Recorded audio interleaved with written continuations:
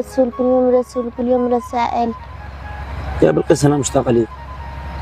ملا طيب مشتاقة لي، اللي يشتاق يجي من الباب. أنا ما عنديش مانع إن أنا أجي من الباب، بس يا بلقيس أنا لما شفت الدفتر والله ما استوعبت، كنت مصدق نفسي إن أنا وصلت الدرجة دي. يا بلقيس جزعان سنين بالجامعة ما حسيتش بحبك، أنا ندمان.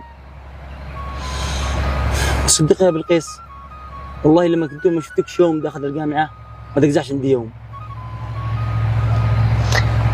بقول لك الآن إني مضطر أجزع، لأنه أمي لو لاحظت لي غيابي بتقتلني. يا عتيق حاول تفهمني، وإذا تحبني بجد تعال من الباب. لو سمحت يا بلقيس أنا باقي، أنا باشل أمي وباقي وأخطبك من أهلك، بس استني قليل، خليني أقس معك حتى قليل. لا بلا مواعيد بلا لقاء يا عتيق لو سمحت. لو سمحت يا بلقيس أنا أحبك، مستعد أجيلك حتى من السماء مش من الباب. لا أنا مضطر أجزع، أهلي لو عرفوا بالموضوع بيقتلوني. يا بلقيس أنت شاعر بحبي ولا مش شاعر بحبي؟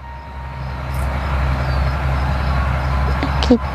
خلاص أنا مشتاق، أنا كل يوم وأنا أشتاق لك أكثر، كل يوم وأنا أشتاق أكثر، حتى خلي لي 10 دقائق باليوم، 10 دقائق كل يوم، خلي لي 10 دقائق. طيب يا عتيق أنا ما بقدرش، أهلي لو شافوني أو أحد الآن شافني بتطلع علي سمعة وكلام وأهلي بيقتلوني. لو سمحت تفهم الموضوع.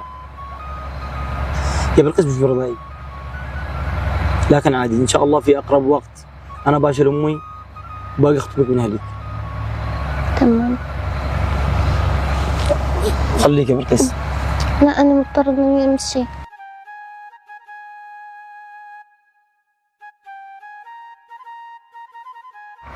مع السلامة.